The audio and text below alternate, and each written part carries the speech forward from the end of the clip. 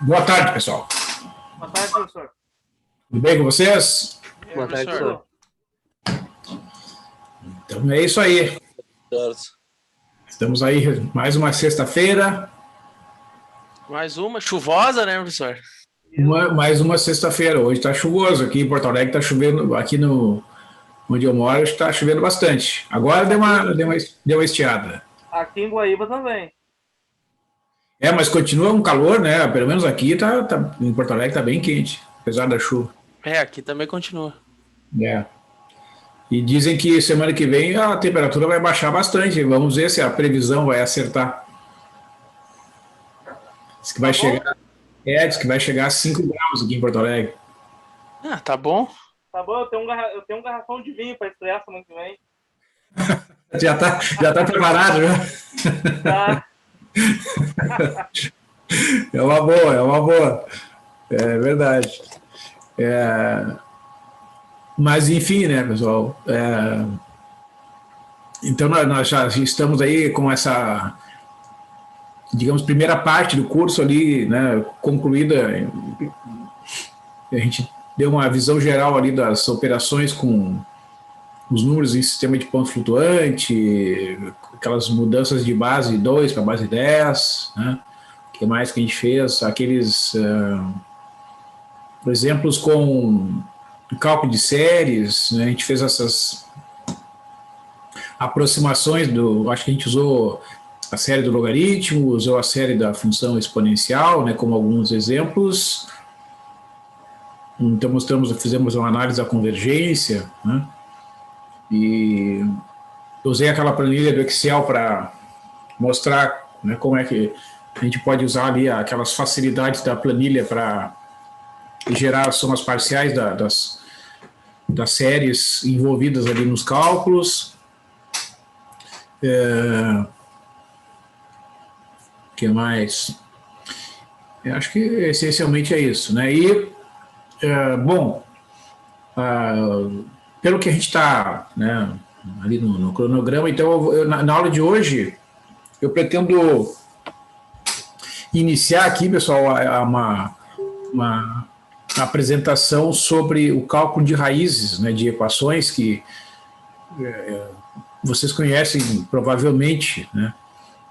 Algumas fórmulas de resolução de equações, por exemplo, para resolver uma equação de segundo grau, né, vocês têm lá uma fórmula, aplica aquela fórmula, as raízes são a x1 e x2, né, dada lá por uma fórmula que envolve lá uma expressão que tem uma raiz quadrada, então faz umas continhas, acha as raízes, né? Então, para a equação de segundo grau, se aplicam aquela fórmula, não tem muito problema, né? Só que vocês que são alunos os cursos talvez sejam diferentes, né? Quais são os cursos aqui? Engenharias, quais são? Pedro, por exemplo, qual é o teu curso, Pedro? Engenharia mecânica, professor. Mecânica. André, Lucas, quais são os cursos de vocês? Gessé? Eu faço engenharia de produção, professor. De produção. Engenharia civil, também. André, professor. André, civil. O Gessé? Mecânica, né? Então, aí já temos 3 cursos diferentes, né? Tem mais alguns colegas presentes, talvez tenham até cursos ainda diferentes. Então, digamos, dentro, né, da formação dos cursos dos alunos dos cursos de engenharia, né, tem essa previsão, né, de que vocês aprendam, além da conhecida fórmula para a resolução das equações de segundo grau, algumas outras técnicas de cálculo de raízes. E, bom, é aquela coisa, pessoal, é muito difícil a gente dizer em que momento vocês vão utilizar isso, se vão utilizar somente eventualmente em alguma outra disciplina, ou se eventualmente vão utilizar, né, na sua atividade depois diária de trabalho, né, porque a trajetória profissional de cada um varia muito, né? Varia muito de acordo com as preferências que as pessoas têm, varia muito de acordo com as oportunidades que se apresentam, né? Eu, por exemplo, né, eu vou comentar aqui com vocês, eu sou professor, já tenho bastante tempo de de universidade, né? Já estou há bastante tempo na PUC. Então, eu tenho esses dias participando de uma reunião, tinha um professor bem jovem, assim, participando, daí esse rapaz foi meu aluno, daqui a pouco eu disse, professor, já fui seu aluno aqui, agora é meu colega na universidade. Então, né, ele é formado em engenharia mecânica, tá? E atualmente exerce, não sei se é a única atividade, mas uma das atividades que ele exerce é a de professor na própria universidade onde ele estudou, quer dizer. Então, é difícil dizer, né, em que momentos a gente utiliza o conhecimento A ou B, né? Então, voltando aqui ao nosso assunto, né, o objetivo desse tópico, desse assunto é mostrar para vocês, então, como é possível resolver equações por métodos conhecidos como métodos iterativos, né? Então, vou apresentar para vocês os principais métodos e, através de exemplos, então, ilustrar como eles funcionam, tá? E apresentar para vocês, então, um panorama, assim, fazer uma comparação, porque, digamos, sempre que a gente tem um problema que é resolvido por diferentes métodos, né, tem alguns que apresentam vantagens em relação aos outros, então, tem essas comparações, né, que são feitas entre os diferentes métodos. Então, em alguns exemplos, eu vou fazer uns cálculos um pouco mais detalhadamente, né, e outros eu vou usar uma formulação e depois usar a planilha, né, como a gente já usou em aulas anteriores, vou continuar usando, porque vocês viram ali que a planilha tem alguns recursos, né, principalmente quando as fórmulas são repetitivas, que permitem que a gente agilize, né, o processo de cálculo, e essa é uma tendência, né, que não tem retorno, eu acho, né? A tendência é cada vez mais, né, as pessoas saberem utilizar os recursos computacionais em proveito, né, de usar o seu tempo para pensar, para, né, analisar as soluções, analisar os problemas, né? Não que os cálculos não tenham importância, é importante a gente saber fazer os cálculos, né? Mas não é importante só fazer os cálculos, né? Tinha um professor meu que dizia que a matemática é evitar fazer as contas, né? Então ele era bem radical, assim, que achava que para quem sabe matemática não pode ficar fazendo contas, tem que evitar fazer as contas, né? Então é um ponto de vista, tá? Bueno, lembrando, né, pessoal, vocês têm sempre o feijão com arroz, né? Eu postei uma lista de exercícios ali no Moodle ao longo dessa semana, não sei se foi segunda ou terça-feira, tá? Tem lá uns exercícios sobre esse assunto aí que a gente abordou nas outras aulas de somas de séries ali, né? Então, inclusive, eu acho que eu postei a planilha, deixa eu dar uma olhada aqui, só enquanto eu localizo aqui. A planilha está lá, ó, né? Tá no Moodle lá a planilha. Então, para quem quiser usar aquela mesma organização que eu fiz, né, sinta-se à vontade para usar a planilha. Quem quiser usar outra disposição ali dos dados, né, não tem problema. Tá bom? Alguma pergunta antes de eu iniciar, pessoal? Acho tudo certo, professor. Então tá bom. Então vamos lá. Vamos seguir, então.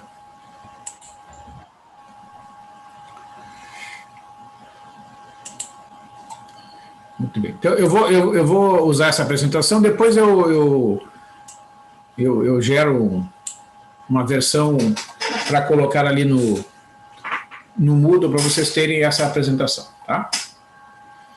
Então, o objetivo, né, o título aqui desse tópico é a resolução de equações à forma f de x igual a zero. Tá? Então, dentro desse cálculo que nós vamos fazer aqui, né, então, vocês devem sempre lembrar daquelas conversas que a gente teve, né, que quando a gente faz cálculos na calculadora, mesmo aqui usando a planilha, a gente tem que fazer inevitavelmente arredondamentos, né, pessoal? Então, a gente lida o tempo todo com aproximações, né, de valores que a gente considera que existem, que são os valores exatos, digamos assim. Então, o objetivo é calcular um valor de x, tal que a f de x é igual a zero. Então, quando num ponto em que a função é igual a zero, esse ponto é chamado de raiz, né, ou um zero da função, né. É usual a gente encontrar essa denominação, né? O x igual a 2 é a raiz de tal função, é um zero da função tal. Significa que a função calculada naquele ponto vale zero. Tá bom? Bom, acontece que hoje, né, dependendo da complexidade das funções envolvidas, a gente precisa ter uma ideia de onde estão as raízes que nós vamos calcular. Tá? Porque muitos dos métodos iterativos que são usados para calcular raízes de funções precisam de um chute inicial, uma semente, né? Quem já trabalhou com um algoritmo de programação sabe que o que significa o conceito de semente, isso é um ponto de partida, né? Então, a partir daquele ponto são geradas novos valores, tá? Mas tu precisa ter a semente ela não vai cair ali no solo, né, de graça, ela tem que ter alguém que coloque a semente lá, certo? Para depois germinar. Então, tu tem que ter uma primeira ideia, né? E isso tu pode fazer através do gráfico da função ou através de uma tabela de pontos, né? Certo? A gente vai ver, então, a utilização de recursos gráficos, né, que são bem acessíveis para nós aqui. Os métodos numéricos, então, eles geram sequências de números reais que tendem ao valor exato da raiz, né? São os chamados métodos iterativos, né, que tem essa característica assim, de gerar sequências, né? E as aproximações são calculadas até que um critério de parada seja satisfeito, né? Naquela aula sobre séries, a gente viu lá, por exemplo, que, né, como calcular o erro relativo, né? Então, às vezes, a gente calcula o erro relativo, o erro absoluto, tem vários critérios de parada, né, que podem ser usados para que o processo seja interrompido, né? Porque às vezes, pode ser que o resultado que a gente quer alcançar não seja obtido por alguma razão, característica daquele problema. Mas mesmo assim, né, a gente tem que dizer para o computador, ó, calcule até um certo momento, pô, para. Não vai deixar, né, o computador ad infinito lá fazendo cálculos, né, porque isso custa energia e, né, a gente precisa ter um resultado. Tá? Então, tem que ter um critério de parada quando a gente implementa, né, esses métodos repetitivos, métodos iterativos. Então, as hipóteses, né, que são importantes, que devem ser destacadas, as funções que aparecem nas equações que nós vamos lidar aqui são funções contínuas, né? A continuidade é uma propriedade muito importante, né, pessoal? Porque se uma função ela for descontínua, né, ela pode passar de um valor para outro, né, sem passar por ela pode sair de um número negativo para um positivo sem passar por nenhuma raiz, né? E aí, então, né, mas quando a função é contínua, por exemplo, se ela sai de um negativo e vai para um positivo, ela tem que passar por algum ponto em que ela vale zero, né? Isso é uma consequência da continuidade, certo? Imagina assim, a temperatura, a gente estava falando de temperatura agora, né? Hoje, por exemplo, digamos, temperatura 25 graus, né? Se na semana que vem, só estou formulando uma hipótese, na semana que vem a temperatura lá em São José dos Ausentes, vamos supor, seja menos 5 graus, né? Bom, se ela sai do 25 e vai até menos 5, como a temperatura varia continuamente, em algum momento ela tem que valer zero. Ela não vai sair do 25 para menos 5 direto. Isso não acontece com a temperatura. A temperatura é uma variável contínua do tempo, né? À medida que o tempo vai avançando, a temperatura aumenta, diminui, mas varia continuamente, né? Então, as funções que nós vamos lidar aqui são funções que têm esta propriedade da continuidade.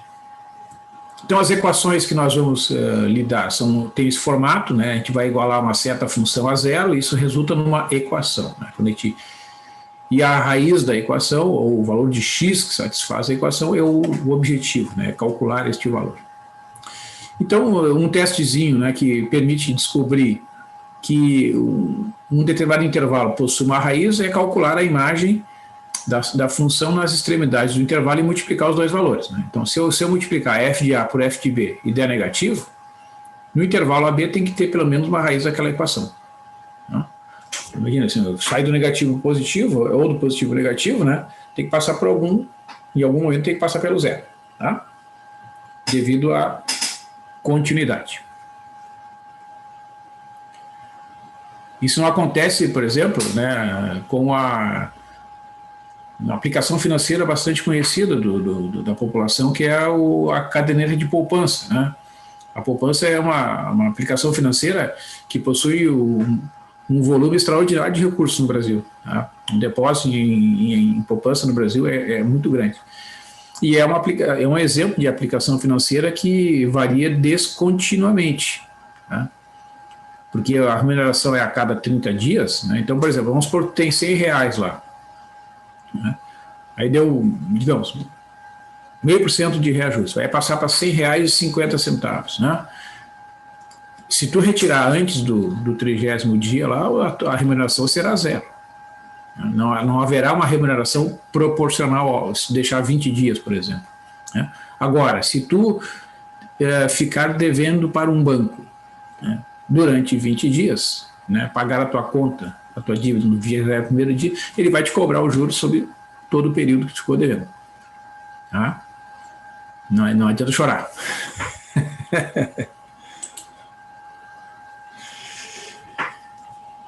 Então, lembrando, né, a questão aproveitando aqui o gancho com a análise gráfica, numa raiz, a curva que representa a função corta o eixo horizontal, né? Então, tu vai olhar o gráfico. Onde a curva cortar o eixo horizontal, né, ali está uma das raízes, né? Então, a gente vai ver alguns exemplos, né, de funções. Por exemplo, na próxima lâmina aqui, tem um gráfico de uma função que tem 3 raízes reais. Ó. Então, o que eu fiz aqui? Eu mostrei, vocês estão vendo aqui o gráfico, né, da função, que é a função x ao cubo menos x mais 0,2, né? Ele está esboçado, então, neste intervalo aqui, ó. Deixa eu passar para cá isso aqui.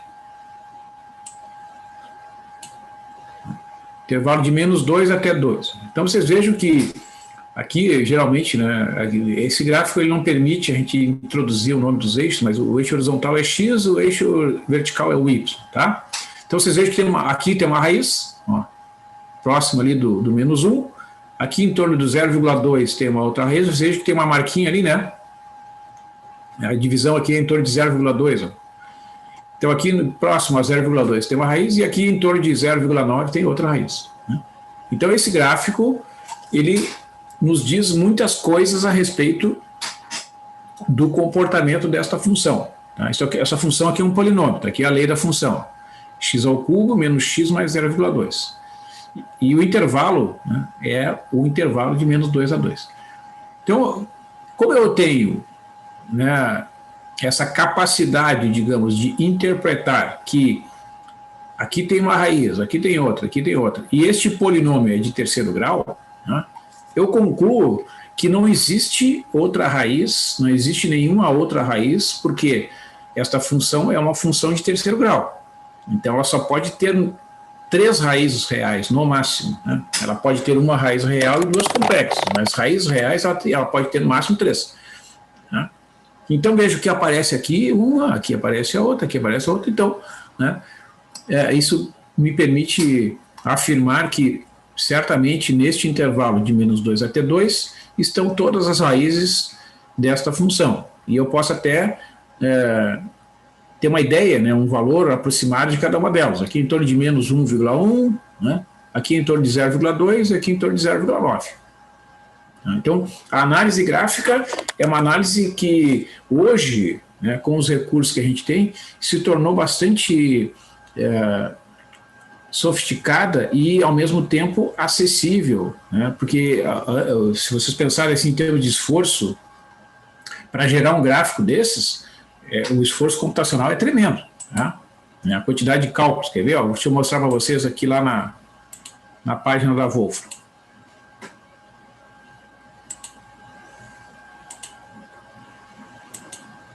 Ó, a gente entra aqui no Wolfram Alpha. Quem tiver aí com o dispositivo pode testar ali, ó, wolframalpha.com. Entra ali, tá?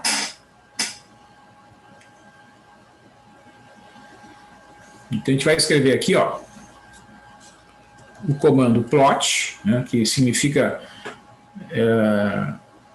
plotar, né? Antes essa palavra, esse verbo, digamos, ele veio, né, como uma influência da língua inglesa na língua portuguesa. Já está consagrada a palavra plotar, esboçar o gráfico, tá? Então, plot, x ao cubo menos x mais 0,2. Então, aqui tem que ter um certo cuidado, né? Que, devido à norma técnica, quando eu escrevo aqui, ó, eu boto 0,2, né? Porque no Brasil, a gente deve separar a parte inteira do número da parte decimal usando a vírgula, né? Mas nos países de língua inglesa, né, se usa o ponto. Então, como esse software foi desenvolvido, né, num país de língua inglesa, então a gente escreve o 0,2, né? E aqui a gente fecha o parênteses, aí deixa um espacinho ali, deixa o x ali do lado, ó, deixa mais um espaço. Tem várias formas de escrever, mas uma forma é assim, ó, in, né, menos 2, ponto, 2. Né? Aí pressiona Enter. Tá, e peço que vocês testem aí para ver se vai aparecer para vocês o gráfico que vai aparecer aqui. Se não conseguirem, prendam o grito aí. Tranquilo? Então, olha só, esse gráfico, né, está mostrando ali, ó, tem as 3 raízes, conforme está lá na nossa apresentação. Então, se vocês mexerem aqui no intervalo, ó, vocês podem mexer à vontade aqui, alterar os valores, né, pode ser de menos 3 a 3. Se vocês mexerem no intervalo, vai mexer no formato da curva, não é que a forma se modificou, na verdade ele muda a escala, né? Porque quando eu pego o intervalo de menos 3 a 3, aqui devido ao x ao cubo ocorrem valores muito elevados, né, com valor positivo, e aqui valores elevados com sinal negativo. Então ele tem que comprimir a escala no eixo y, então aquela curvatura ali ficou meio escondida. Então, né, a gente testa, certo? Várias possibilidades, né? Por exemplo, de menos 2 a 3, para ver como é que fica. Ó, a gente não enxerga direito, né? Então por isso que eu acabei chegando, né, nesta configuração aqui de menos 2 a 2, que eu achei que essa figurinha retrata bem o comportamento dessa função. Ó. Ela vem aqui com valores negativos, aumenta, passa ali pela raiz, aumenta mais um pouquinho, atinge o valor máximo aqui, ó. Aí começa a diminuir, passa para os valores negativos, atinge o valor mínimo e começa a crescer e vai embora. Aí a tendência é ela, né, crescer cada vez mais. Tá? Certo? Então tudo isso a gente deduz ali, né, do formato da função, da lei da função, etc.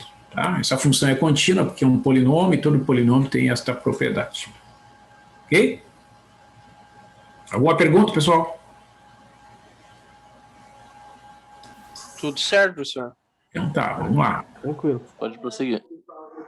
Beleza. Então, os métodos iterativos que são dentre os mais conhecidos são o meta-bissecção, o método de iteração linear e o método de Newton-Raphson. Né? Cada um deles tem, então, uma lógica, né, e vocês, né, digamos assim, é preciso compreender por que existem, né, tantos métodos distintos. Né? É porque em cada época, né, existia uma lógica predominante, né? Então a bissecção é um método bastante antigo, porque o método de bissecção ele se baseia em hora chutar um valor da raiz por excesso, outra por falta, por excesso por falta. Né? Então tu vai sempre aproximando usando essa lógica. Às vezes tu chuta por cima, às vezes tu chuta por baixo. Então daqui a pouco tu vai refinando, tu chega lá. É mais ou menos isso, método de bissecção. E isso, por muito tempo, era um método bastante competitivo, porque os recursos eram escassos, né, do ponto de vista computacional, principalmente. O método de iteração linear, então, ele foi desenvolvido a partir do desenvolvimento digamos, né, o amadurecimento do cálculo diferencial, porque ele depende de operações com derivadas, né, para mostrar, para comprovar que uma determinada fórmula satisfaz uma condição de convergência, bem como o método de Newton-Raphson. Na verdade, o método de Newton-Raphson é praticamente um caso particular do método de iteração linear, só que o método de Newton-Raphson é um método explícito, né, em que as fórmulas iterativas, ou melhor dizendo, a fórmula iterativa, ela envolve em cada etapa o cálculo da função num ponto e também da derivada da função num ponto. Tá? E isso, com o passar do tempo, na medida que, né, as equações o tempo vai passando, os problemas vão se tornando mais complicados, tal, o método Newton-Raphson ele se mantém como um método bastante competitivo dentro do mercado, assim, né, de resolução de equações por métodos iterativos. E por causa disso, se vocês, por exemplo, pegarem o Octave, o GeoGebra, o próprio Wolfram Alpha, né, quando a gente manda resolver lá uma determinada equação, tá, geralmente os métodos fazem os algoritmos fazem uma combinação, fazem uma ou duas bissecções, depois passam para o método Newton-Raphson, porque o método Newton-Raphson ele é rápido, né, ele tem uma propriedade de convergência que torna ele muito rápido. Por ser rápido, ele é mais econômico, né? E bom, sendo mais econômico, né, e funciona bem, então acaba sendo um método consagrado bastante competitivo, é o preferencial. Então, o que eles têm em comum, então, né, os métodos iterativos? A partir de um chute inicial, x0 ou x1, é a denominação, né, são calculadas as aproximações, x1, x2, etc., xk para a raiz. Então, a tendência, o que a gente espera? A gente espera que estas aproximações sejam números que vão convergir para a raiz, para o valor exato da raiz, né? Quanto maior o número de aproximações sucessivas, maior o número de iterações, né, que forem realizadas, o que se espera que será mais próximo, né, o resultado obtido lá no final. Tá?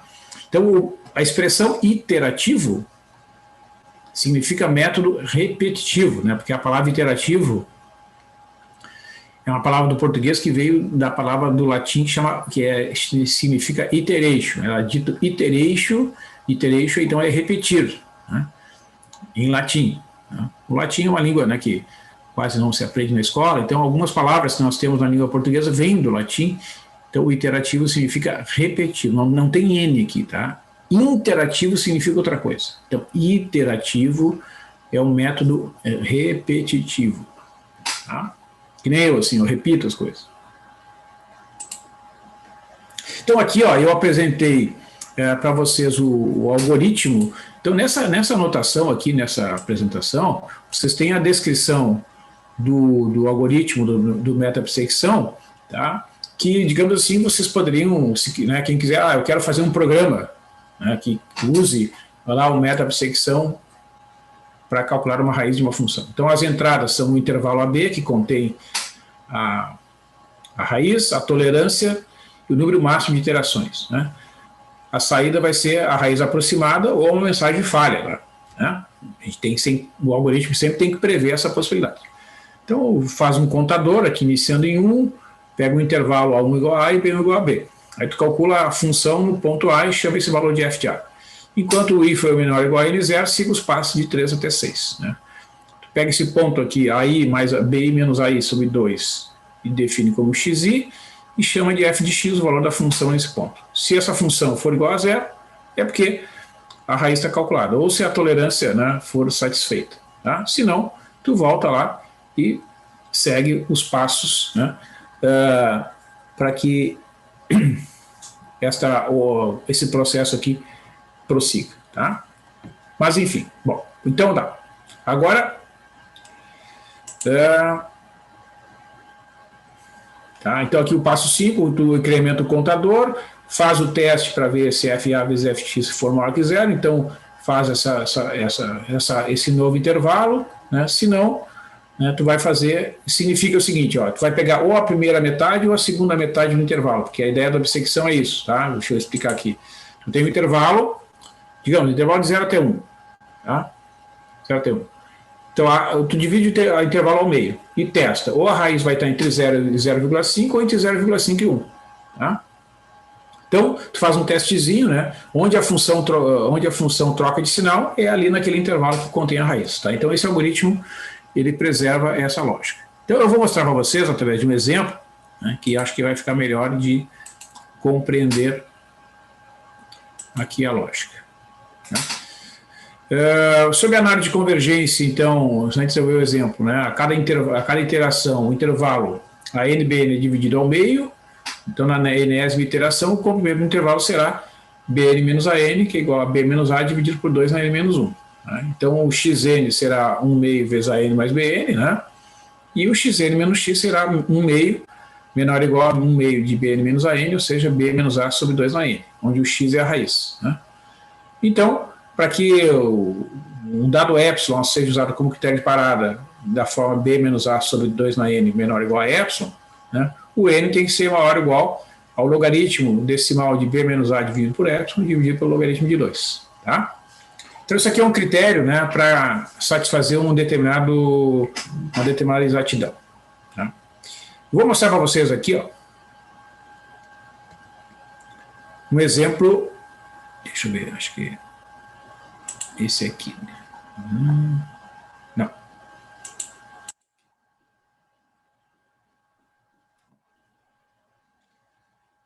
Vou mostrar lá o exemplo direto. Depois eu mostro os gráficos ali. Deixa eu ver. Tá.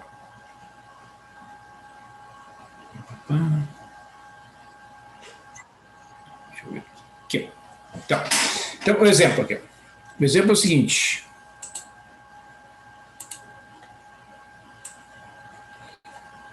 Vou calcular pelo metabissecção a raiz quadrada de 3, tá? Fazendo no máximo 10 iterações. Então, o critério de parada que eu vou usar aqui é, ó, vou usar o seguinte critério de parada. A diferença entre duas aproximações sucessivas tem que ser menor que 0,01, tá? E também a função calculada na aproximação xn tem que ser menor que 0,01, tá? Isto é, um erro absoluto menor que 0,01, tanto no eixo x quanto no eixo y. Porque, veja, como eu quero calcular a raiz, né? Eu quero que o valor da função seja bem próximo de zero, tá? Então, eu estabeleci um critério de parada tanto aqui no eixo x quanto lá no eixo vertical. Então, observa, ó, se eu quero calcular a raiz quadrada de 3, que é o, né, digamos, o objetivo aqui do exemplo, significa que eu tenho que resolver esta equação aqui, ó. Veja que eu não dei a equação, né? Tu tem que montar a equação a partir do problema. Ó, eu quero calcular a raiz quadrada de 3. Isso aí corresponde a qual equação? Essa aqui. Tá? Certo? Não pode sair calculando direto a raiz quadrada de 3 lá, ele não vai funcionar. Tu tem que sempre montar a equação desta forma, uma f de x igual a zero. Então, a f de x neste exemplo é x ao quadrado menos 3. É esta função aqui, ó. Que a gente está procurando a raiz quadrada de 3 equivale a calcular a raiz desta função. Na verdade, essa função tem duas raízes, né? Uma delas é a raiz quadrada de 3, a outra é menos a raiz quadrada de 3. Então, uma delas é o que a gente vai calcular. Ok? Bom, aí tu pensa assim, como é que eu vou descobrir, né, em qual intervalo se encontra a raiz? Bom, tu pode descobrir testando em pontos, né, ou fazendo gráfico. Tá? Então, o que eu fiz aqui foi testar em pontos. Né? Eu peguei e calculei, ó, no ponto, vamos calcular aqui no ponto 0, aqui, só para deixar registrado no ponto 0 aqui.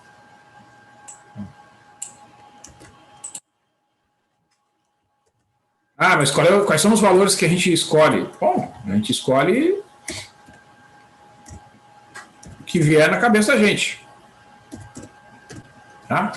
Ó, No ponto 0, dá menos 3. No ponto 1, dá menos 2.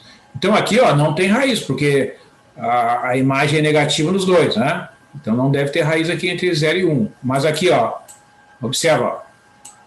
No ponto 1, a f de 1 deu menos 2. No ponto 2, a f de 2 deu 1. Então, como ela sai de um negativo para um positivo, quando o x varia de 1 até 2, tem que ter uma raiz ali no meio. Quer ver? Ó? Vamos olhar no gráfico lá da função.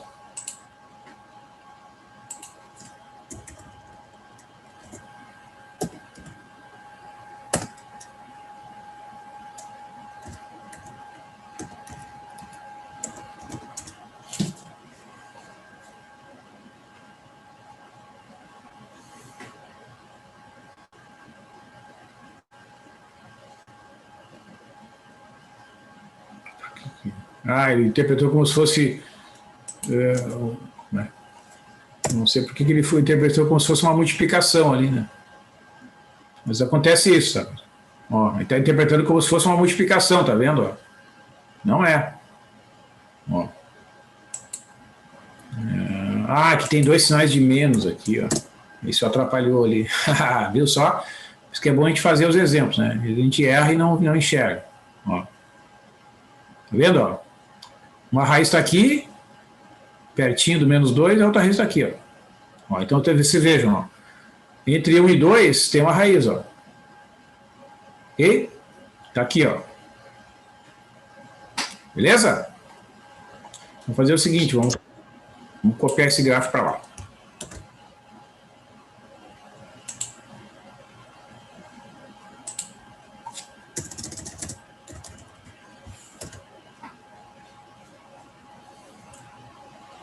Então, o intervalo que contém a raiz é esse intervalo aqui, de 1 até 2. Então, este intervalo vai ser o primeiro intervalo que eu vou utilizar lá na minha, no meu método que eu chamo de bissecção. Tá? Eu vou pegar o intervalo de 1 até 2, né, e vou pegar o ponto médio entre esses dois como sendo a primeira aproximação da raiz. Ó. Tá? Vou botar para cá uma cópia aqui desse negócio.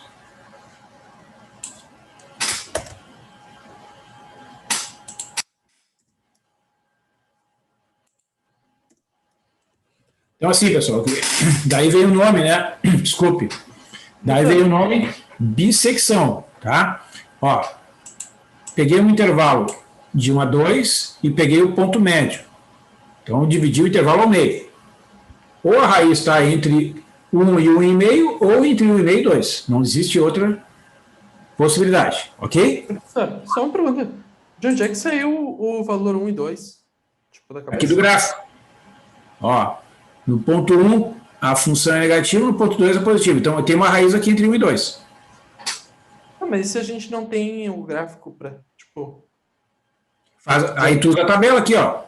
No ponto 1, deu menos... Vamos supor que tu não tem o gráfico, como tu disseste. No ponto 1, quanto é que dá a função? Menos 2. No ponto 2, dá 1. Então, se ela troca de sinal aqui, é uma função contínua, tem que ter uma raiz ali no meio. Ah, sim. Tá bom. Entendi. Tá? Não, tranquilo, não tem problema. Tá? Como eu disse ali na apresentação, ou tu usa o gráfico ou uma tabela. Porque, claro, nem sempre tu vai ter o recurso gráfico à disposição, né? Pode ter um problema de conexão, por exemplo, enfim.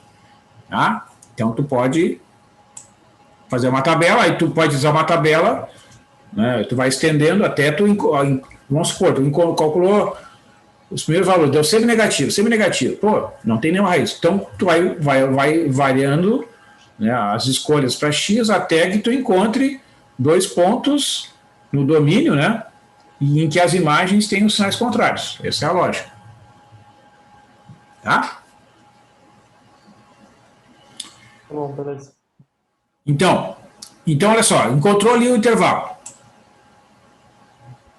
Então, realmente, essa primeira etapa aqui é crucial, tá? Para que o método funcione, né? Porque se tu não encontrar esses 2 pontos, tu não vai conseguir dar o start ali, certo? Tem que encontrar 2 pontos em que num deles a imagem seja negativa e no outro a imagem seja positiva. Tá, encontrei os dois pontos.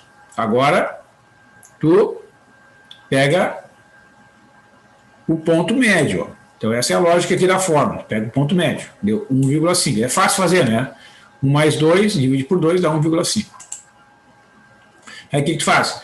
Tu substitui lá na função o 1,5. Né? Quer ver, ó? Vamos pegar aqui, tá ali na calculadora. Vou fazer aqui para vocês verem o desenvolvimento. Ó. Pega 1,5 ao quadrado, eleva ao quadrado, menos 3, ó, menos 0,75. Ok? Agora observa. Digamos, esse é o custo do método de secção. Tu tem que analisar. Ó, quanto é que é a função no ponto 1? Ó, negativo. Quanto é que é a função no ponto 2? Positivo. Tá? Vamos pegar aqui, ó. Aqui.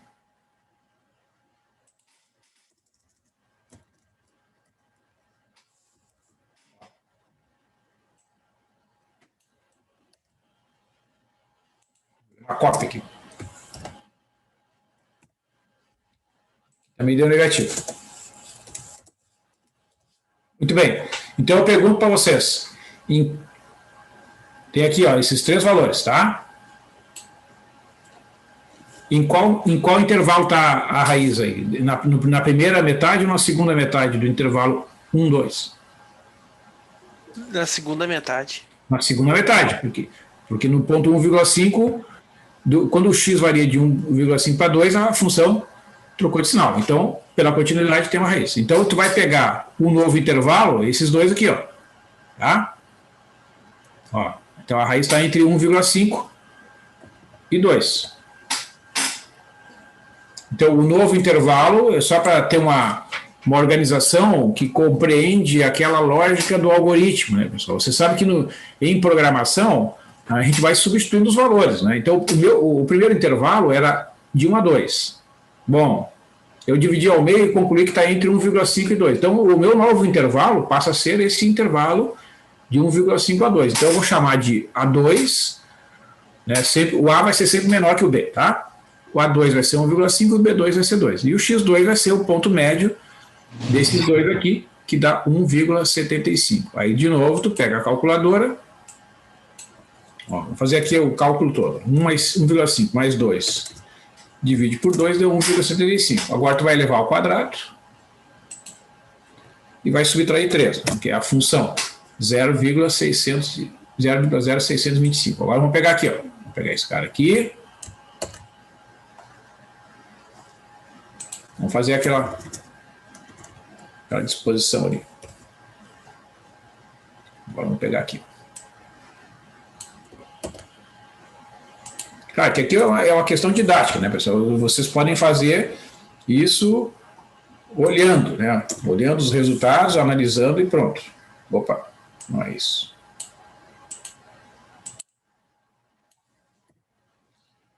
Agora aqui 1,75, vou botar ele no meio. Ó. Positivo. Vou diminuir a fonte aqui só para ficar mais bonitinho.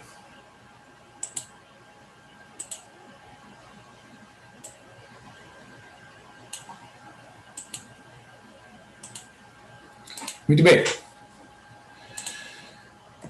Ó, então, em qual intervalo está a raiz? Entre 1,5 e 1,75 ou entre 1,75 e 2? 1,75 e 2. Entre 1,75 e 2? Eu acho que é entre 1,5 e 1,75, né, professor? É, 1,5 e 1,75. É, porque aqui, ó. Aqui, ó, ela troca de sinal aqui, ó, na primeira metade, ó. Quer ver? Vamos olhar no gráfico lá, 1,5 e 1,75, ó. Observa, no 1,5 a imagem é negativa. E no 1,75 é um pouquinho acima do zero. Talvez a gente nem consiga enxergar no gráfico ali. É meio Não, difícil. tá certo, é quando ele troca o sinal, né? Isso, exatamente. Porque porque nessa segunda metade aqui, ó, os dois pontos têm imagem positiva. Aí, né, ele vai do positivo para positivo, aí não passa pela raiz, tá? Então, maravilha. A raiz está agora, olha só, o processo começou no intervalo de comprimento 1. Agora já está entre 1,75 e 2, porque a gente fez duas subdivisões, né? Como divide por 2, ó, dividiu por 2 duas vezes, na primeira vez deu 0,5, na segunda vez já dá um intervalo de comprimento 0,25, tá? Então, analisando, né, a gente conclui que a raiz está entre, aqui eu escrevi errado, não, tá certo, entre 1,5 e 1,75, tá certo, tá? 1,5 deu negativo, 1,75 deu positivo, tá certo.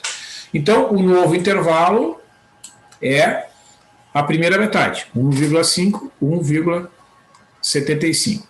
Então, a nossa nova aproximação da raiz, vamos ver se está certa a conta aqui, 1,5 mais 1,75 divide por 2, 1,625. Agora vamos calcular, elevado ao quadrado, menos 3, deu menos 0,359375. Vamos lá. Eu já calculei ali, ó. Né? Então, vou fazer a mesma coisa aqui. Eu vou pegar esses dois pontos, vou copiar aqui.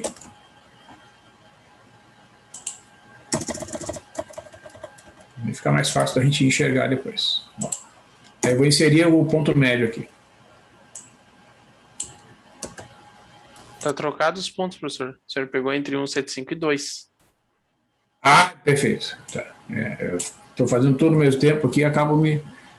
Vão me fiscalizando aí. Obrigado. Ó. Agora sim. Aqui.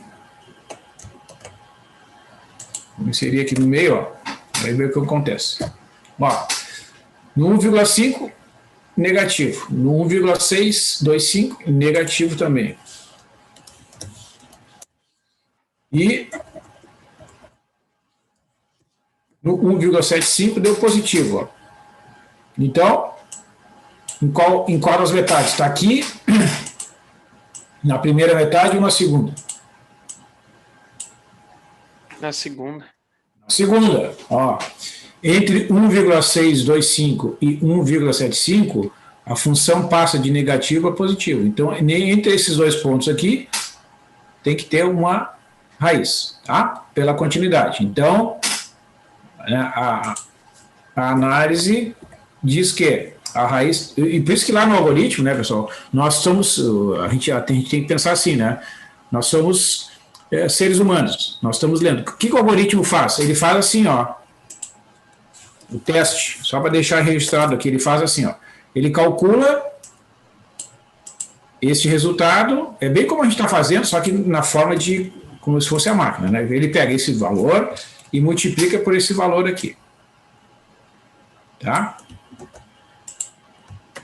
Então ele pergunta, deu negativo? Não. A resposta é não, porque quando ele multiplicar o menos 0,75 pelo menos 0,35, pela regra de sinais, vai dar positivo, tá certo? Então, o que vai acontecer? Ele vai concluir que a raiz está na segunda metade, certo? Então, o teste, ele já permite identificar se a raiz está na primeira metade ou na segunda. Por quê? Porque se der negativo, a raiz está ali. Se der positivo, tem que estar na outra metade. Não precisa fazer o teste duas vezes. Só precisa fazer o teste na primeira metade. Tá?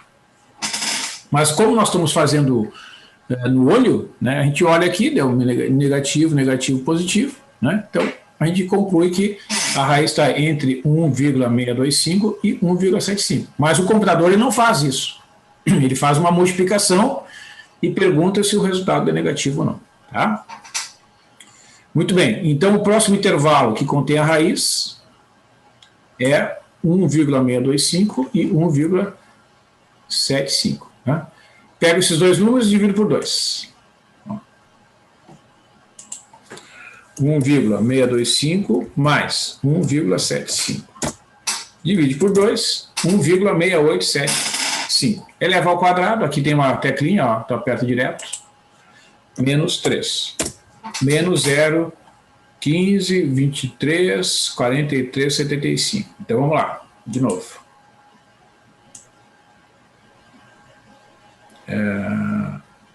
É aqui, né? Esses dois.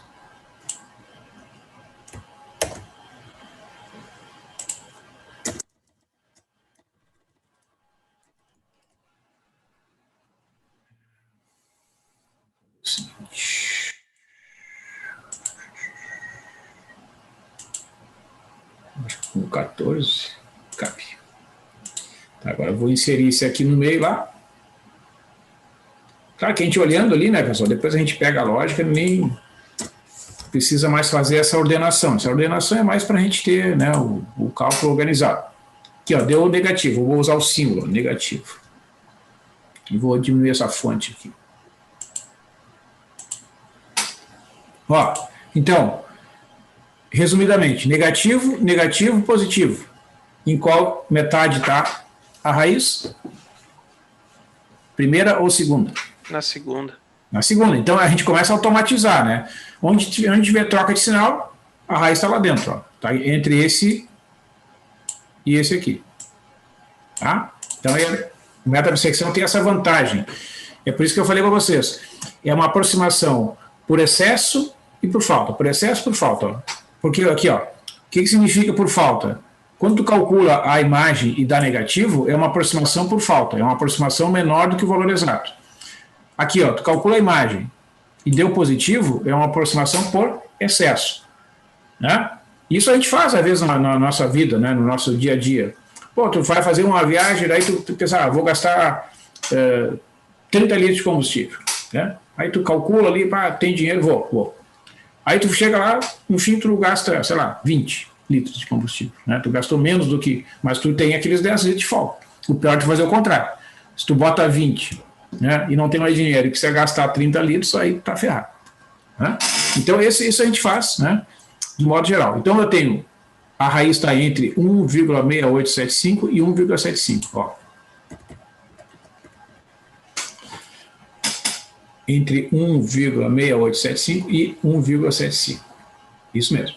Então agora pega o ponto médio. 1,6875. Soma com 1,75. Divide por 2. 1,71875. Tá certinho. Né? Eleva ao quadrado. Subtrai 3. Ó. Menos 00458, etc. Bom, então vamos lá. Peguei, são esses dois últimos aqui. Vou copiar.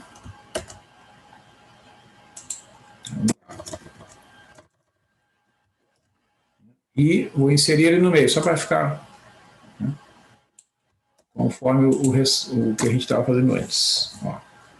Então aqui deu também negativo. Ó.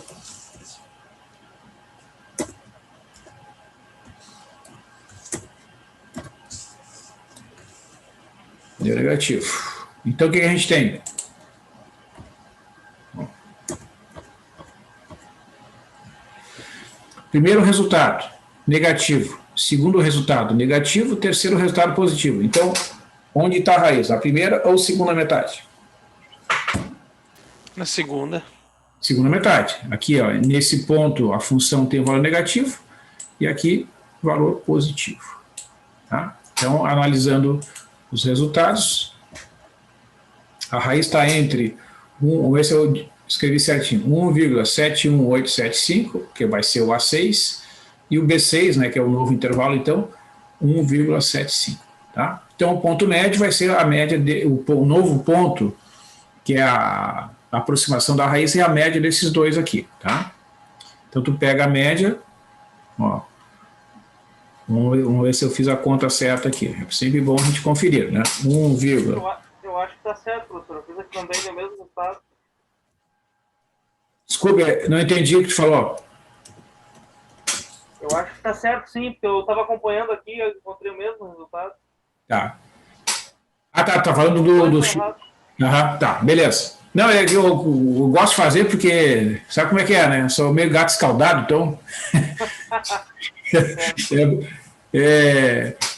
Vocês sabem que quando a pessoa faz umas contas, né? E aí pede para outra olhar assim, vou dar uma olhadinha. Não, faz as contas de novo, porque, né, aí a chance de o erro passar despercebido é menor, né? Então, é bom sempre a gente fazer com cuidado. Então, tá, 1,734375 eleva ao quadrado, subtrai 3. Ó, olha só, que interessante aqui, ó. O que a gente observa? Está começando a dar valores próximos de zero, tá vendo? Ó?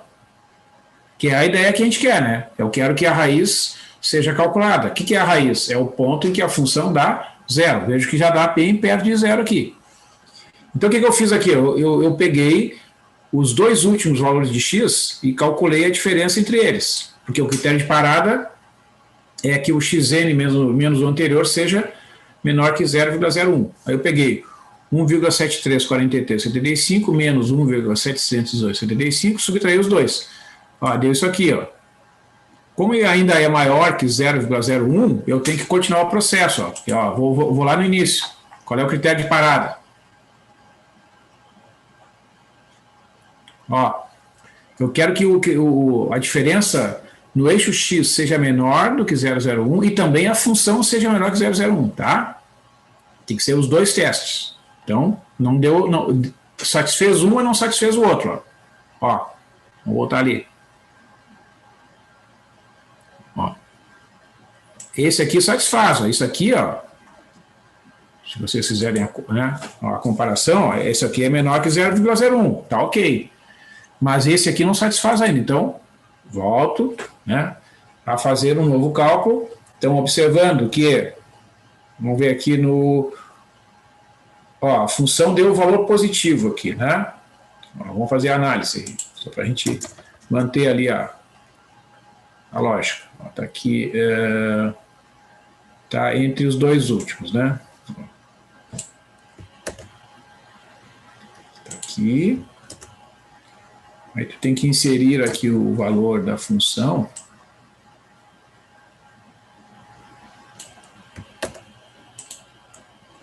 Ó, esse número aqui é positivo. Né? Então, o que eu tenho? Ó? No 1,71875, a imagem é negativa. No 1,734375, a imagem é positiva. No 1,75 também é positivo. Ó, isso aqui também é positivo. Então, em qual metade está a raiz? Na primeira metade ou na segunda metade? Na primeira. Né? Dá para ver ali, né, que a imagem troca de sinal aqui, ó, na primeira metade, entre 1,71 e 1,73. Então, a raiz está entre esses dois pontos, né? Ó, 1,71875 soma com 1,734375, divide por 2. 1,7265625. Né? Calcula a imagem, ou seja, eleva ao quadrado, subtrai 3. Né? Ó. Então vejam, ó, agora eu vejo que a imagem, isso aqui em módulo, né? Vejo que não satisfaz o critério, né? Porque o módulo vai dar maior que 1 centésimo, tá? Ó. O valor absoluto, se vocês pegarem aqui, ó, vou pegar aqui para mostrar. Tomando o módulo, né? Porque esses testes são feitos sempre em valores absolutos, tá, pessoal? O valor absoluto desse resultado aqui vai dar... Né? Opa!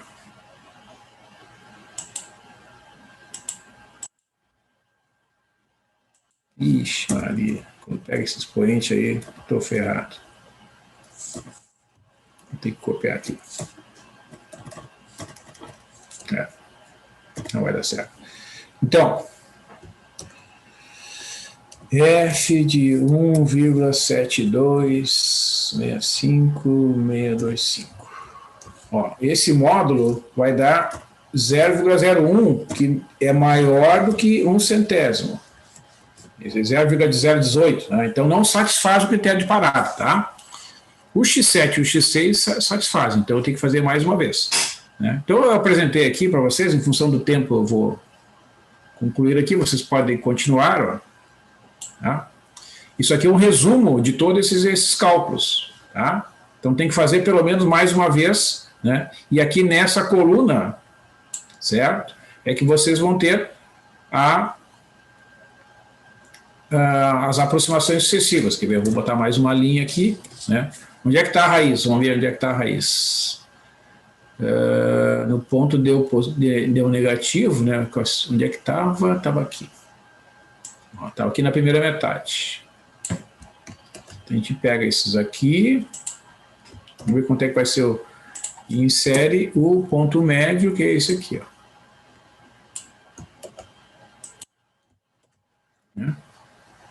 Que é negativo. Ó. Então, no 1,71, a imagem é negativa. No 1,72, a imagem é negativa. No 1,73, a imagem é positiva. Então, a raiz está aqui, ó, entre esses dois. Tá? Opa.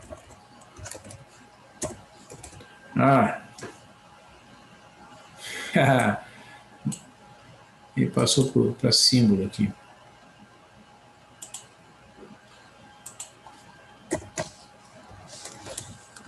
A raiz está entre este cara aqui. Esse aqui vai ser o A8, né?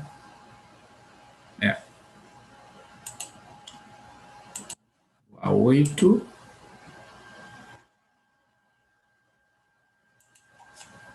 O A8. E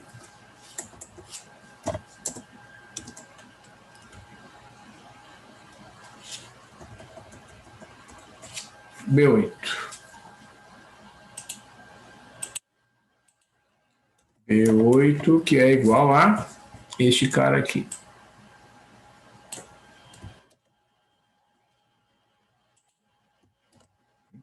Então a gente pega o ponto médio, esse aqui vai ser o X8 já, hein? Então olha só, X8. Eu não vou escrever tudo aqui, tá, pessoal? Eu vou pegar e fazer na calculadora aqui. Só pega esses dois valores e divide por 2. Assim. X8. Né? Então, vou pegar a calculadora aqui.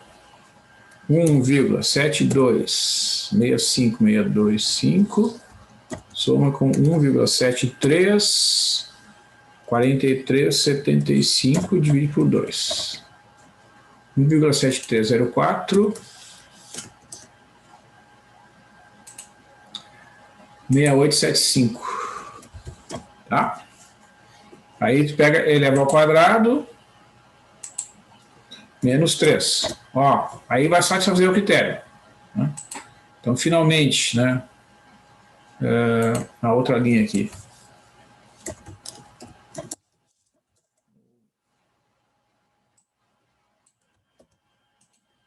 Caramba.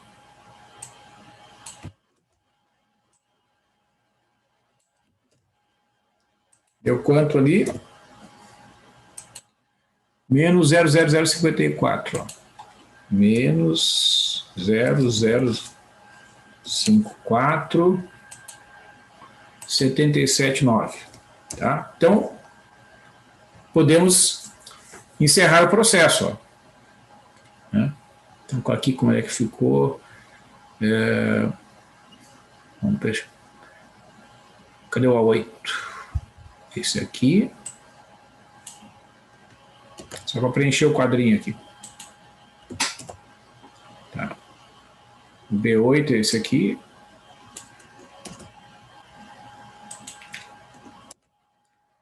Cadê o X8? Esse cara aqui.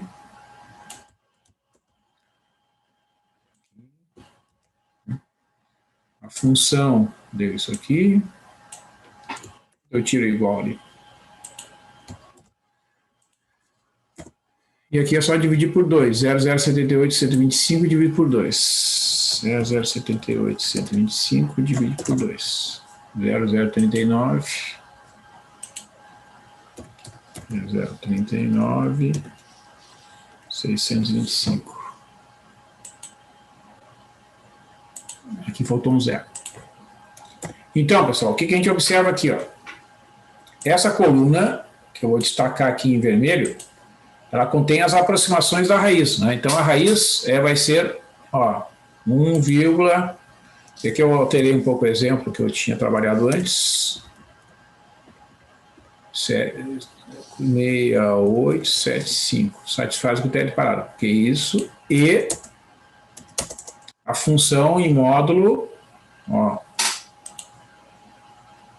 a função f. Professor, Oi, fala. eu acho que o último valor ali o senhor digitou errado ali. Na hora de... Tá, já confiro ali.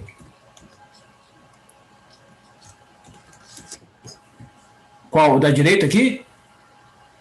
Isso, o senhor dividiu 0,05479 por 2, é isso? Não, esse último valor esse que está destacado aqui, não? Isso. Não, tu só pega esse valor anterior e divide por 2.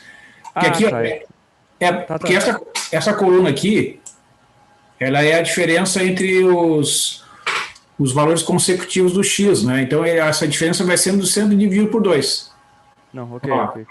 Tu pega aqui, errado. Tu pega esses dois últimos aqui, Uhum. E subtrai. Beleza.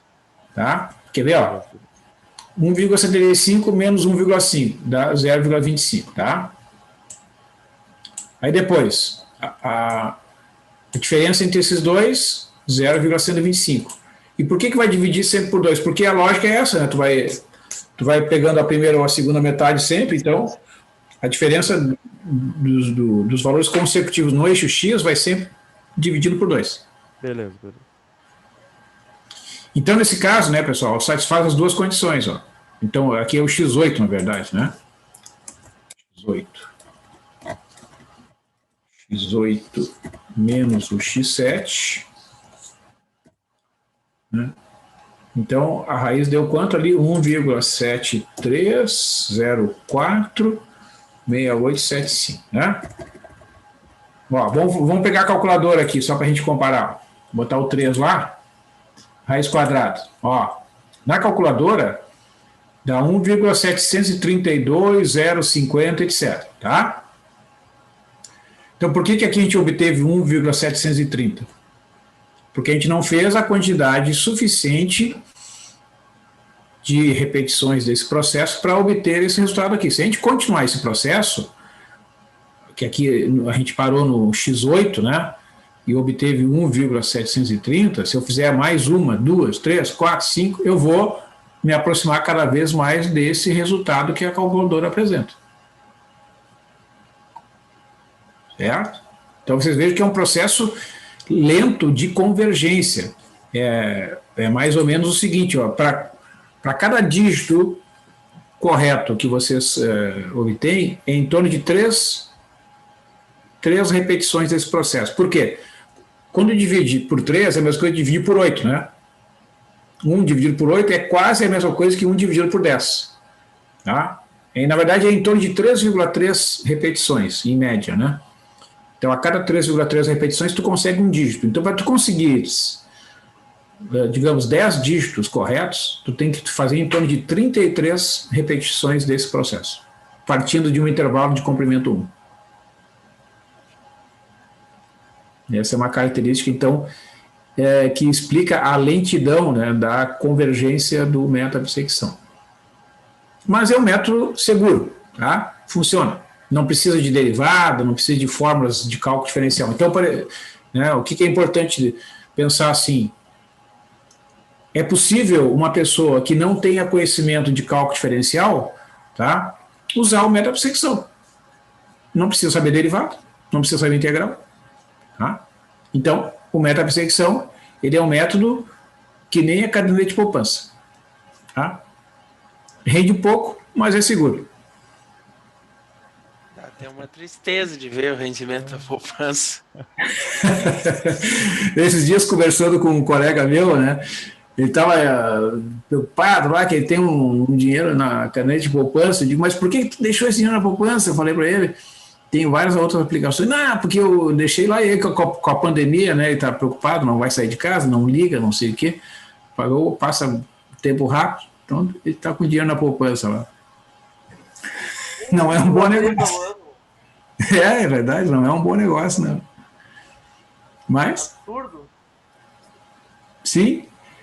E se vocês forem olhar lá nos dados do Banco Central, tem em torno de 650 bilhões de mais ou menos de reais depositados na caderneta de poupança no Brasil. É uma montanha de dinheiro. Por isso que os Pô, bancos ficam ricos. Uma aplicação boa que tá tendo é o Tesouro Nacional, né, professor? Sabe que o Tesouro Nacional, eu estava olhando, ele está agora num período bem ruim. Tem os títulos públicos, até tem alguns títulos têm tido uma remuneração positiva, mas tem alguns títulos que estão num período ruim, porque depende muito, né, das variações da Selic. Mas eu recomendo, assim, para quem tem um dinheiro que possa ser aplicado num prazo mais longo, vale a pena. Vale a pena comprar os títulos da dívida pública. E a tendência é melhorar, né? Porque a taxa Selic vai aumentar esse ano. Mas só que a pessoa tem que ter uma capacidade de reserva, né? Porque a poupança, a qualquer momento, a pessoa resgata e não tem prejuízo. Se tu compra um título público num prazo muito longo e tu retira no meio do caminho, aí tu pode ter prejuízo, né? Tu perde, se não me engano, 80% do investimento. No caso do juro que poderia ter. Exatamente. Então, agora se tu tem um dinheiro que tu não precisa, só esse dia eu não vou precisar dele, posso deixar 4 anos lá, aí sim, aí vale a pena. Certo, pessoal? Certo, professor? Então é isso. Em função do horário aqui, eu vou encerrar, daí eu vou apresentar na segunda-feira, a gente tem aula segunda, né? O método de Newton-Raphson, aí vocês vão ver o que é um método rápido de convergência. Aí o Newton-Raphson é que nem o Bitcoin.